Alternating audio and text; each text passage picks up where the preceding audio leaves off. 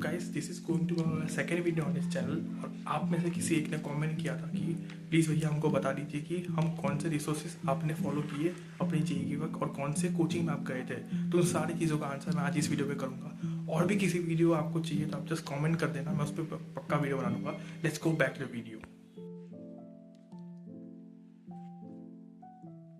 अरे भैया आपने तो इतनी सारी बुकें दिखा दी, क्या मैं जेईई के लिए इतनी सारी बुकें सॉल्व करनी है? क्या एडवांस में इतनी सारी बुक्स सॉल्व करने से ही क्लियर होता है? क्या जेईई एडवांस इतनी सारी बुक किए बिना नहीं हो पाता? तो आंसर है नहीं। ये वीडियो मैंने अपने फ्लेक्स के लिए नहीं बनाई है। ये वीडियो इसलिए बनाई जा रही है क्योंकि मैं आपकी यही डाउट्स को क्लियर कर सकूँ। क्या इतनी सारी बुकें मुझे सॉल्व करनी है? क्या इतनी लंबी लंबी बुक, इतने टफ टफ बुक को सॉल्व करना है? आंसर है नहीं। Let's go one by one.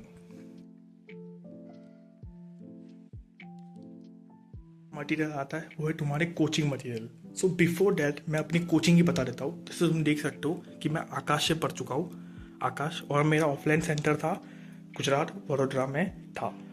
तो बहुत लोग बोलते हैं कि आकाश अच्छा है, नहीं अच्छा है। अगर तुमको उसके बारे में कोई भी टिप्पणी चाहिए जस्ट कमेंट डाउन बिलो, मैं उसके बारे में वीडियो बना दूंगा।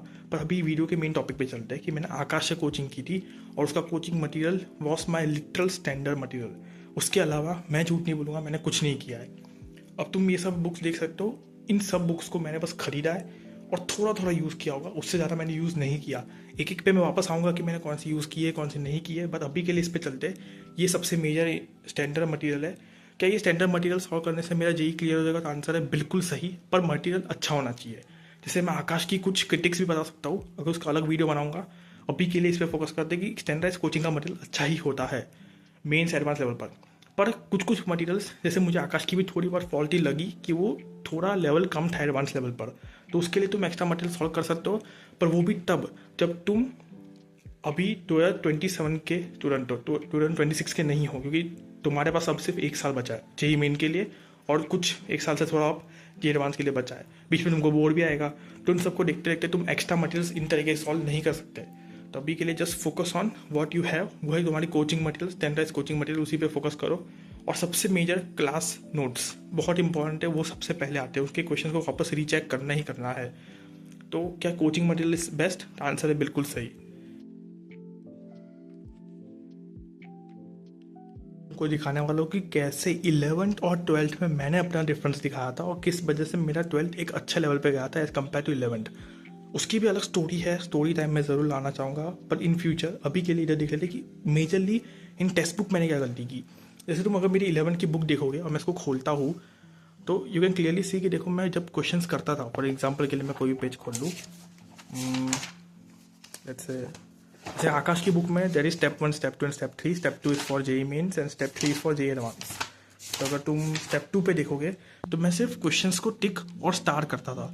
अब स्टार करना तो ऑब्वियसली इंपॉर्टेंट है क्योंकि तुम इस क्वेश्चन को आगे वापस रिवाइज करोगे, पर क्या सिर्फ टिक मार्क और स्टार से अच्छी बात हो जाएगी? तो आंसर है नहीं। क्या पता मैं आज जो क्वेश्चन कर पाया हूँ वो मैं कल जाके ना करूँ। तो उसके लिए मैंने क्या किया था अपने 12th के वक्त में कि मैं जब भी कोई क्वेश्चन सॉल्व करता था तो इस तरीके से नंबर लिख देता था। ये नंबर मेरी उस बुक के पेज नंबर थे। जिस बुक में मैं सॉल्व करता था मैं ऊपर पेज नंबर्स को मार्क करते रखता था, और उस पेज पे जाकर अगर मुझे वापस आके कभी भी अपने सोल्यूशंस को देखना हो तो मैं उस पेज पे जाके देख सकता था कि अरे मैंने इसको इस तरीके से सॉल्व किया था। क्योंकि बुकिश सोल्यूशन और तुम्हारे सोल्यूशन में बहुत फर्क होता है। क्या पता तुमको शॉर्टकट यूज़ किया हो तो तुमको आगे जाके कभी काम आ जाए। और व्हाट इफ कोई थियरी बुक हो जैसे कि इनऑर्गेनिक की, तो इनऑर्गेनिक के मैं अपने क्या करता था, मैं इस तरीके से अपनी बुक को मार्क कर लिया करता था कि मैंने बुक रीडिंग की मान लो, तो मैं उसको हाईलाइट कर लेता था कि कौन से इंपॉर्टेंट पॉइंट्स है, क्योंकि मैं वापस आके जब एग्जाम के लास्ट दिन में पढ़ूंगा तो मैं सब कुछ तो नहीं पढ़ने वाला। तो ऑब्वियसली अब इनऑर्गेनिक में बहुत चीज़ें तुमको ऑलमोस्ट पूरी ही मिल जाएगी। तो इस तरीके से मैं इसको लिख लिया करता था। कुछ भी इंपॉर्टेंट ट्रेंड्स मुझे मिले, कुछ भी इंपॉर्टेंट लाइन मुझे मिली तो मैं उन सबको मार्क कर लेता था, क्योंकि ये फ्यूचर क्वेश्चन भी हो सकते हैं। जब पीवाई की होता तो उसको मार्क करता ही था, पर कोई फ्यूचर क्वेश्चन भी मान लो इनमें से आ गया तो आगे जाके लिखना ही पड़ेगा ना, याद करना ही पड़ेगा। तो उसके लिए मैं देख लिया करता था। अब एनसीईआरटी, तो अगर एनसीईआरटी की बात करें तो मैथ्स के एनसीईआरटी करना इज जस्ट टाइम पास। अगर तुम्हें 12th की बोर्ड को क्लियर करना है तो तुम एनसीईआरटी कर सकते हो, बिल्कुल वेस्ट ऑफ टाइम है। इवन फिजिक्स की एनसीईआरटी को रीड करना is just waste of time. But कुछ थियरी वाले चैप्टर जैसे कि सेमीकंडक्टर्स, अगर तुमको उसके ऊपर वीडियो चाहिए कि हर चैप्टर के अंदर क्या क्या इंपॉर्टेंस होता है, क्या मुझे रीड करना चाहिए, तो उसके ऊपर मैं वीडियो बना सकता हूँ। और अभी के लिए कुछ थियोरिकल चैप्टर जैसे कि सेमी कंडक्टर्स, उसके अंदर तुम एनसीईआरटी रीड कर सकते हो। बट जब बात आती है केमिस्ट्री की, each and every line is very important in chemistry. Her table, her fact बहुत इंपॉर्टेंट है। जैसे जस्ट फॉर एग्जाम्पल के लिए तुम पी ब्लॉक के अंदर ये वाला टेबल देखो। इस टेबल में से इस बार 2025 में भी काफ़ी क्वेश्चन आए, 2024 में भी काफ़ी आए थे और आगे भी आएंगे। ये प्री ब्लॉक के अंदर कुछ कुछ मेजर पॉइंट थे, उनमें से one of the important part ये टेबल है, हाइड्राइड्स का जो टेबल है। तो मैंने इसके अंदर देखोगे तो हर ग्रुप के अंदर क्या क्या कैसा है, हर ट्रेंड्स को मैंने लिख रखा है। इसी तरीके से तुम याद कर सकते हो कि कैसे मैं याद करूँगा। और एक एक लाइन के अंदर जो ट्रेंड्स लिख रखे हैं वो बहुत बहुत इंपॉर्टेंट होता है। अब बेसिक एग्जांपल के लिए मैं डी ब्लॉक की बात करता हूँ। तो डी ब्लॉक के अंदर मुझे कुछ भी इंपॉर्टेंट लगा होगी, मान लो मुझे ये लाइन इंपॉर्टेंट लगी, मुझे ये फैक्ट इंपॉर्टेंट लगा, तो मैंने सब जाके लिख लिया। जैसे फॉर एग्जाम्पल के लिए यहाँ लिखा कि लुटेशन +3 ही कॉम्प्लेक्स बनाता है और कोई नहीं बनाता, तो मैंने वो लिख लिया। EU+2 स्ट्रॉन्ग रिड्यूसिंग एजेंट है, YB+2 डज नॉट शो +4। तो सारे इंपॉर्टेंट पॉइंट्स को मैंने अपने मार्क कर रखे इस तरीके से। जब मैं एनसीईआरटी वापस पढ़ूंगा तो मैं इन पॉइंट्स को वापस आके पढ़ लूंगा। अच्छा, एग्जाम्पल के लिए बहुत लोग बोलते हैं कि एनसीईआरटी का काम क्या है। इसी बार एडवांस पे क्वेश्चन आया था इस पॉइंट के ऊपर, ये वाला I- के साथ रिएक्शन वाली, IO3- वाली रिएक्शन जाके देख लेना एडवांस का PYQ। सेम इसी एनसीईआरटी के लाइन में से क्वेश्चन है। तो एनसीईआरटी के लाइन से क्वेश्चन हर साल आते रहे और आएंगे भी, तो तुम उसके ऊपर फोकस कर सकते हो केमिस्ट्री के अंदर।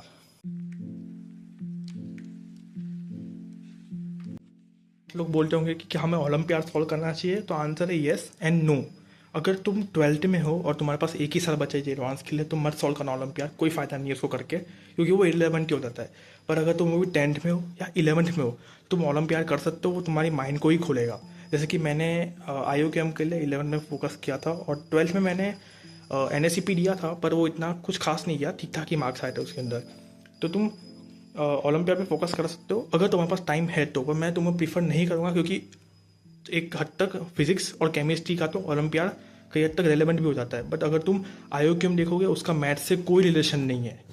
जैसे कि ये बुक से तुम देख सकते हो NSCP की, नीचे आएगी NSCC की, तो वो सारी बुक्स रखी पड़ी है, पर मैंने यूज़ बिल्कुल ही नहीं किया इसमें से कुछ भी। क्या हमें कोई एक्स्ट्रा मटेरियल सॉल्व करना चाहिए, किसी और कोचिंग का मटेरियल सॉल्व करना चाहिए, तो तुम देख सकते हो ये GMP जो कि फिजी की बुक है। तो क्या मैंने इसको यूज़ किया था, आंसर है बिल्कुल नहीं। मैंने अपने एक टाइम पर ही इसको खरीद लिया था, मुझे ऐसा लगा था कि एक्स्ट्रा मटेरियल सॉल्व करना चाहिए, तो मैंने फिजी की कुछ मटेरियल्स को खरीद लिया था, पर मैंने इसको सॉल्व नहीं किया था। तो at the and I would just say कि तुम एक ही पे फोकस करो, एक ही कोचिंग के मटेरियल को फोकस करो। 2-3 की कोचिंग पे जाओगे, टाइम नहीं मिलेगा, कोई फ़ायदा नहीं है। उससे अच्छा अपने नोट्स पे फोकस करो, उसको रीडू करो और क्वेश्चंस को वापस देखो।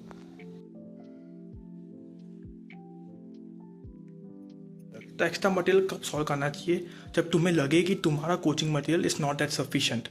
अगर ऐसा लग रहा है तो मैं तो बोलता हूँ कोचिंग मटेरियल सॉल्व मत करो, एक्स्ट्रा मटेरियल सॉल्व करो। जैसे फॉर एग्जांपल के लिए मेरे पास कुछ ऐसी बुक्स थी, ये कुछ बुक्स और भी बुक्स है मेरे पास, पर ये वन ऑफ द बुक्स है। जैसे कि जैसे एग्जांपल से इरोडो, क्या मुझे इरोडो सॉल्व करनी चाहिए, तो आंसर है नहीं। अगर तुम 12th में हो, 11th में हो, तो स्टार्टिंग से सॉल्व कर सकते हो। मैंने अपने 12th के वक्त में इरोडो सॉल्व करना चालू किया था, 10-20 क्वेश्चन किए थे, फिर मैंने छोड़ दिया था क्योंकि मेरे टीचर ने मुझे मना कर दिया था, क्योंकि इरोडो में काफ़ी इरेलेवेंट मटेरियल भी है, बहुत टफ क्वेश्चन भी है जो तुम 12th में सॉल्व नहीं करना चाहोगे। अगर तुम 11th से सॉल्व करते आ रहे हो तो ज़रूर सॉल्व करो, it's a very good book. तुम्हारी सारी डिफ्रेंशिएशन, इंटीग्रेशन जो भी फिजिक्स में यूज़ हो सकती है, वो सारी इसमें आ जाएगी। You can use it by then.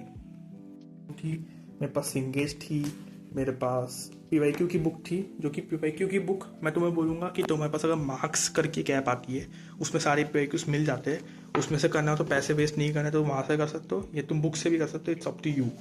जैसे कि मेरे पास PYQ की बुक थी, मेरे पास रेसनिंग कैरिडे भी थी, जो कि मैंने सॉल्व नहीं की, करनी भी नहीं चाहिए, इतना इरेलेवेंट मटेरियल सॉल्व कोई फ़ायदा नहीं है। ये है इरोडो की सोल्यूशन बुक, पर मैं बोलूँगा सोल्यूशन देखिए कोई फ़ायदा नहीं है, खुद से सॉल्व करो या जाके उसको टीचर से पूछो, डाउट्स क्लियर वहाँ जाके करना, खुद से सॉल्व करना है, पर एक एक क्वेश्चन को खुद से करना, दैट्स इट। और लास्ट में मेरे पास फिजिक्स की सिंगेज भी थी, जो कि मैं तुमको प्रेफर करूँगा कि BM शर्मा की ये जो सिंगेज की बुक है बहुत प्यारी है, बहुत प्यारी है। तो अगर तुम 11th में हो तो मैं तुमको ज़रूर सजेस्ट करूँगा हो ये SPT, शशि भूषण तिवारी की जो ये बुक है, ये प्योर एडवांस लेवल की है। उसकी सारी चैप्टर्स की अलग अलग बुक आती है, बट तुम इसको ज़रूर सॉल्व करना अगर तुम 11th में हो। बहुत प्यारी बुक्स है, काफ़ी कोचिंग के डायरेक्ट मटेरियल एडवांस लेवल पर इसी से आते हैं, तो ये बहुत प्यारी बुक है, you can solve it out definitely. बाकी मेरे पास SL लोनली भी थी, अमित टाइम अग्रवाल है, SL लोनली भी थी मेरे पास, और मैंने सॉल्व नहीं की ज़्यादा। फिर सिंगेज है, केमिस्ट्री की भी सिंगेज है मेरे पास। फिर if you just go to it, अब ये मैंने बुक थोड़ी बहुत सॉल्व की थी अपने फिजिकल केमिस्ट्री के लिए, क्योंकि नरेंद्र अवस्थी की ये बुक काफ़ी बढ़िया है, तुम इससे सॉल्व कर सकते हो, अगेन टाइम हो तो। अगर तुम्हारे पास टाइम ना है तो मत सॉल्व करना। पर वन ऑफ द बुक जो मैं तुमको 12th में भी सजेस्ट करूँगा वो है organic chemistry by MS Chauhan. बहुत बहुत बहुत बहुत प्यारी बुक है। आई थिंक इसकी बुक तो मैंने बहुत लेवल पर सॉल्व भी की थी, अगर तुमको दिखाऊँ तो। लेकिन तुम देख सकते हो इस पर टिक भी कर रखे काफ़ी क्वेश्चंस को। अब इसके सोल्यूशन की अलग बुक आती है, पर मैं तुमको बोलूँगा वो मत लेना। तुम अपने आप से क्वेश्चन को सॉल्व करो। और अगर तुमको इस बुक को सॉल्व करना है तो मैं तुमको एक बात बताऊँगा, तुम्हें काफ़ी लेवल पर ऑर्गेनिक केमिस्ट्री को क्लियर करना पड़ेगा। एंड मैं तुमको बता सकता हूँ कि तुम ऑर्गेनिक केमिस्ट्री को कैसे टॉप क्लास लेवल पर ले जा सकते हो। उसके लिए मैं आगे वीडियो पे थोड़ा प्रोसीड करता हूँ। ये one of the best book इसको सॉल्व कर सकते हो। जो मेरी बुक है ये है मेरी नोटबुक, जो कि मैंने ऑर्गेनिक केमिस्ट्री के लिए बनाई थी। और ये वन ऑफ द मोस्ट, मतलब मैं तुमको बताऊँ, ये प्योर एडवांस लेवल पर है। इतनी एडवांस लेवल पर कि शायद इसके बाद एडवांस का कोई क्वेश्चन ना आए। और ये इतनी अच्छी इसलिए क्योंकि मैं तुमको बताऊंगा, अगर तुम कभी भी जाके हाइड्रोलिसिस ऑफ ईस्टर पढ़ोगे तो तुमको एक ही मैकेनिज्म सिखाई जाती है। पर मैं मतलब जिस लेक्चर से पढ़ा था उसके बारे में आगे भी बताऊंगा। पर अगर तुमको उन लेक्चर से पढ़ना है पता तो तुम्हें, पर देखोगे तो यहाँ पे 8 मैकेनिज्म सिखाई गई है, जो कि ऑब्वियसली किसी अच्छी बुक जैसे क्लेरन में दे रखी है। तो वो सब होने के लिए एक अच्छी एडवांस लेवल पर नोट्स चाहिए।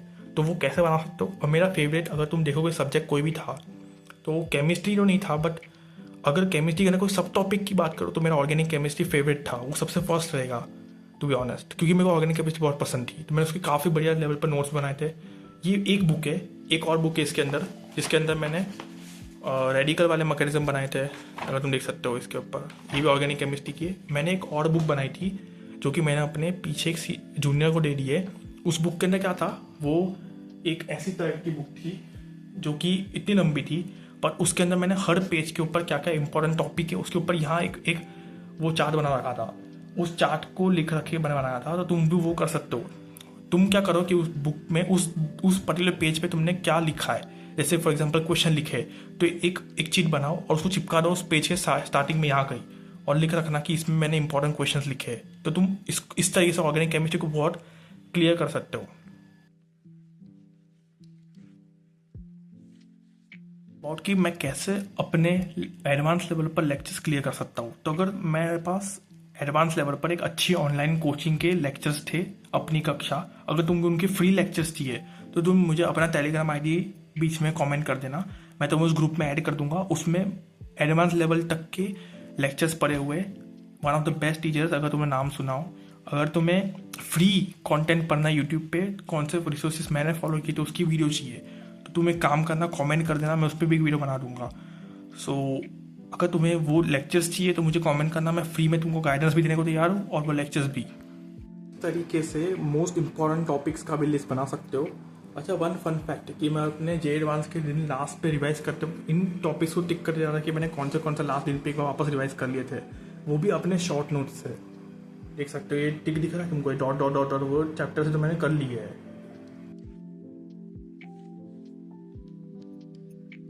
बात हो गई कि मैंने क्या बुक्स फॉलो किए, पर ये है वो short notes. And I would just say कि शॉर्ट नोट्स तुम्हारे जेई की जर्नी में one of the most important thing होंगे, क्योंकि शॉर्ट नोट्स तुम्हें एट दी एंड लास्ट में जाके रिवाइज करने में हेल्प करते हैं। तो मैंने कैसे शॉर्ट नोट्स बनाए थे, क्या तुम्हें इनमें से कोई भी फोटो चाहिए तो मुझे कमेंट करना, मैं बना दूंगा।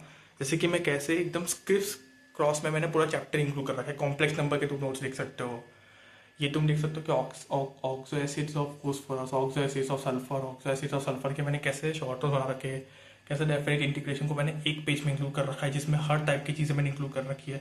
तो अगर तुमको इसके ऊपर वीडियो चाहिए कमेंट कर देना, मैं कैसे अच्छे क्रिस्प शॉर्ट नोट्स बनाते हैं वो बता दूंगा एक पेज के अंदर। इस वीडियो के लिए इतना ही। आगे मुझे किस पे वीडियोस बनाना चाहिए, कौन से टॉपिक वीडियो बनाना चाहिए और आपको क्या चाहिए कमेंट में ज़रूर बताना, मैं पक्का उस वीडियो बना दूंगा।